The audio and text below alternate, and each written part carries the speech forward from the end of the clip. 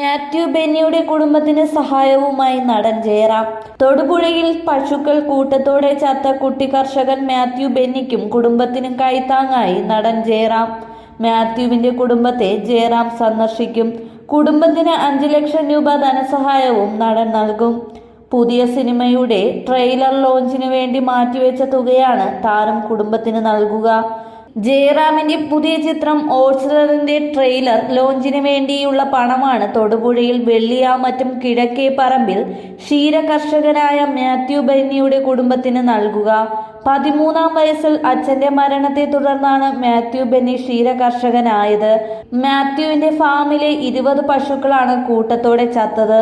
മാത്യു ബെന്നിയുടെ പശുക്കൾ ചത്തുവീണത് കപ്പത്തൊണ്ടിലെ സയനൈഡ് അകത്തു ചെന്നതിനെ തുടർന്നെന്നാണ് നിഗമനം. തീറ്റയായി നൽകിയ കപ്പത്തൊണ്ടിലെ സയനൈഡ് ആണ് കന്നുകാലികളുടെ മരണകാരണമെന്ന് പോസ്റ്റ്മോർട്ടം റിപ്പോർട്ടിൽ പറയുന്നു.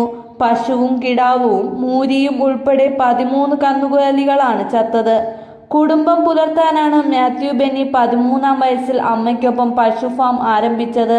പഠനത്തോടൊപ്പമാണ് മാത്യു പശുക്കളെയും വളർത്തിയത്.